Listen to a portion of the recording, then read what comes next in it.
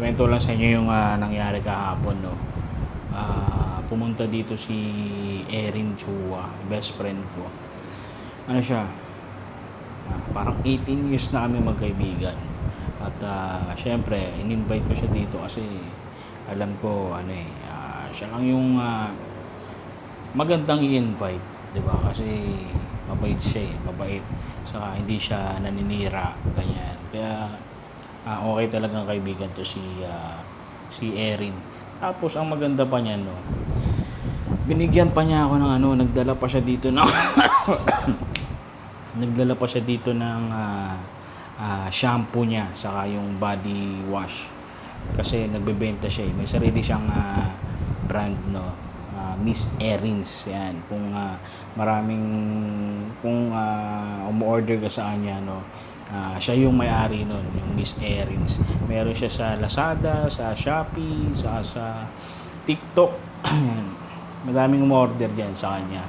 Tapos yun nga, pumunta siya dito kahapon. Tapos nagkwentuhan lang kami about life, about business, tapos about stand-up comedy. Marami siyang chinismis sa akin na hindi ko naririnig pag wala ako. Yan, maganda yan kasi siya, honest yan si Erin, no? Yun, marami akong nalaman na mga marites na nagbubulong-bulong, mga amuyong ganyan, mga amuyong sa gigilid.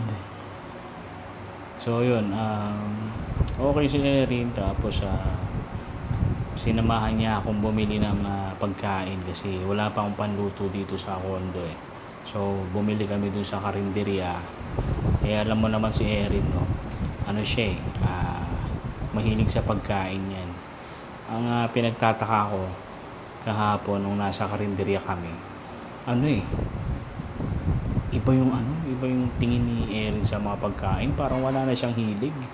O baka pinipilit lang niya kasi ayaw niya maasar ko, kasi inaasar ko siyang malakas kumain pag ganyan. Pero narinig ko, nagtanong siya kung magkano to, ganyan. Tapos yun, ako lang talagang bumili ng kanin sa kaulam. Pagdating namin dito ulit, kumain kami. Kumain lang ako. Pinapakain ko siya kaso ayaw niya. Tapos nung medyo wala pa kasing tubig dito sa unit, wala pang tubig sa gripo, kaya bumaba kami. May CR kasi doon sa building, sa baba ng building, no. Tapos nag-CR kami. Tapos yun, ayan na, ito na si Erin, nakaramdam na ng gutom. So lumabas kami, hanap kami ng pagkain. Bumalik kami sa karinderya. Tapos akala ko bibili na, yun pala hindi. Teka, pangalawang beses na niyang natanggihan yung pagkain, no. Tapos naglakad-lakad pa kami. Pumunta kami sa Along EDSA. Ayan na, may nakita na si Erin. Yung burger, buy one take one. So yun, nilibre ako ni Erin ng burger. Tapos sa akin yung take one. Masarap yung burger dito, no. Along EDSA to. Tapos bumalik kami dito. Ayaw pa umuwi ni Erin. Nagkwentuhan pa kami ng matagal. Hanggang sa napagod na rin ako eh. Yun, marami siyang business. Gusto niya akong tulungan. Tapos gusto niya rin akong sumama dun sa business niya. Business minded kasi si Erin eh. Kasi Chua yan eh. Ang mga Chinese kasi talagang magagaling sa business yan. Siguro pag medyo okay na ako, magjo-join na ako sa business niya para sabay kaming umangat sa buhay, no. Kasi parang siya lang yung umangat sa buhay. Grabe, mga pera niya talaga matitindi, parang tinatapon na lang niya eh. Ito si Erin, classmate ko to nung college, no. At marami naman yung pinagdaanan nito, mga away, ilang beses na rin pinag-aaway nito. Nagtataka nga ako bakit hindi pa rin sumusuko sa akin, you know. Ano pa ba? Hanggang sa yun, umuwi, nagaya na siyang umuwi kasi, parang inaantok na talaga ako eh. Hanggang sa nag-book na siya. Pero inatid ko pa rin siya sa baba kasi, syempre, ganun talaga pag bisita, di ba? Dapat aatid mo yan para at least mapakita mo na welcome ka dito at pwede ka pang bumalik at syempre, okay tayo na na nakaalis ka dito ng okay, di ba? At syempre makikita sa CCTV na umuwi siya na minatid ko siya sa baba, di ba? Para pag may nangyari sa kanya sa labas, di ba? Wala na ako doon. So, yun lang naman. Maganda kasi pag sa condominium ka, kapag may bisita ka, makikita sa CCTV na magkasama kayong dumating, magkasama kayong lumabas, magkasama kayong pumasok sa unit, di ba? Tapos, nakita kayo sa CCTV na naghiwalay, di ba? So, yun yung maganda sa isa sa condominium yung security, no? At may mga guard. At ang maganda dito sa elevator, sa condo na to, no, sa elevator, hindi ka makakaakyat sa floor, sa kung ano mang floor kung wala kang card. Kasi itatap mo yung card mo dun sa loob ng elevator. Next time, papakita ko sa inyo kung paano yan, no? Ano ba? Sa ngayon, gabi na, no?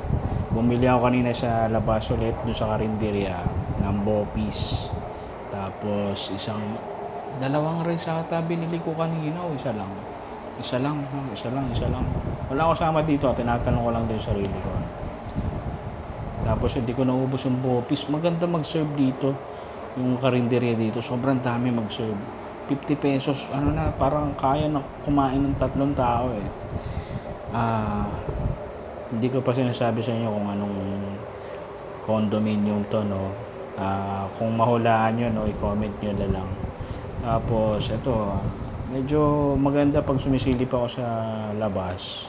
Tanong ko yung buong mga call center buildings, diba? Lalaki ng mga pangalan sa building nila eh.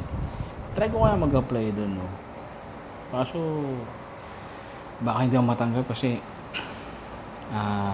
di ko na alam napag-iiwanan na rin ako sa English eh. Kasi, madami ng English words na bago eh. Diba? Every year may bago sa dictionary. Basic English, medyo lumalaban ako dyan. Pero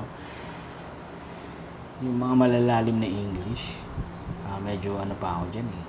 Hindi ako sanay talaga. Hindi naman ako pinalaki ng magulang ko na toddler pa lang, kinakausap na ng English eh.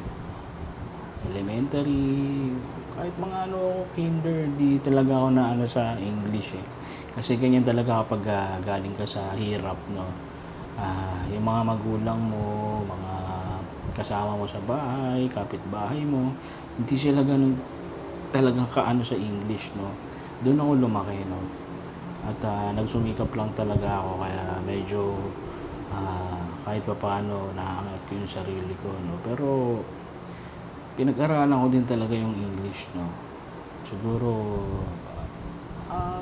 kung hindi ko pinag-aralan talaga yung English na yan, baka hindi ko alam kung saan ako pupulutin eh. Pero tingin ko naman kung kahit saan ako mag-apply, mapapasa ko naman talaga yung mga interview. Pero na talaga ako, nasa edad na ako na gusto ko talagang sa office lang. Ayokong ma-stress, ayoko yung sa production, sa Itbulaga, kasi nakakapagod talaga yan eh. Sa call center, medyo stress daw dyan kasi lagi may tumatawag, mga galit, ganyan. Hindi ako ganun talaga, maiksi na yung pasensya ko pag sa ganyan. So ako talaga, gusto ko sa office lang, yung lang, okay na trabaho lang talaga. Nagagawa mo yung work mo, tapos nakakauwi ka ng on time, dumadating ako maaga kasi gusto ko magawa ko lahat ng work ko para at least kung may matira man, kaya ko naman gawin sa bahay o kinabukasan, di ba? Yun, maganda talaga tong ah, panahon na to, no? Kasi yan, katulad kanina, no? Galing ako sa sa church kasi nagsisimba ako sa sa CCF, no? Kung alam niyo yung CCF, ano to, yung main nila, main branch dun sa CCF Ortigas. So yun, lagi akong umaattend doon every Sunday pag 6 p.m. Ako lang mag-isa, no? Tapos minomotor ko lang siya. Okay kasi sa CCF main branch kasi free parking doon. Tapos yun, dire-diretso lang ako. Pagka-park, elevator, tapos dire-diretso na talaga dun sa auditorium. At yun, parang may dumang missile ata yun, no? Yun, okay naman yung pag-church ko. Hindi ko alam kung bakit nabanggit ko tong church, no? Bakit ba? Wala atang connect eh. Pero yun nga, kanina nga nag-church ako. Tapos after nun, dumiretso na ako pinark ko na yung motor ko. Tapos yan, pumunta na ako dito sa condominium para matulog. Kaso yun, wala pa rin talagang tubig. Di ko alam kung paano ako maliligo bukas. Baka itry kong maligo muna sa office, no? Magdadala lang ako ng tuwalya. Na-try ko na lang pumasok na maaga. Ang maganda dito, guys, no, sa MRT, 6 p.m. 6 pesos lang yung MRT ngayon. Kasi siguro dahil crisis, ang ginawa ng gobyerno, ginawa na lang mas mababa yung pamasahe sa MRT, LRT para at least makatulong sa mga commuter na talagang sobrang apektado talaga sa pagtaas ng gas. Kasi once na tumaas yung gas, damay na lahat yan. Itataas yung presyo ng bigas, ng mga pagkain, lahat yan. So, okay din na nakatulong din kahit paano yung gobyerno. Grabe naramdaman ko yung tulong ng gobyerno, no, na sa 6 pesos na yun, talagang ang laking bagay kasi kung 15 na pa yung pamasahe ngayon. Kung 15 yun, nakailang MRT na ako simula kahapon. Siguro pang-4 na MRT ko na kanina, no?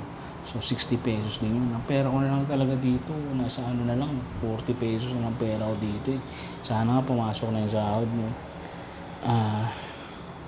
Yun, abangan nyo lang talaga yung mga gagawin ko, yung mga vlog ko kasi daily vlog to, no? At talagang medyo kapit sa patalimang ginagawa ko kasi yung sahod ko pinambabayad ko sa condo. At sana lang talaga mabuo ko na tong unit, makabili na ako ng mga gamit para at least mapabook ko na sa Airbnb, no? Sabi ni Erin kahapon, may mga papers pa yan sa Airbnb para makapag-business ka, no? Pero baka naman kaya naman kasi hindi naman to illegal legal naman to, may mga papers naman ako. So Airbnb natin to at sana makapag-book kayo soon, no? So yun lang muna kasi malulobat na at next time ulit, okay?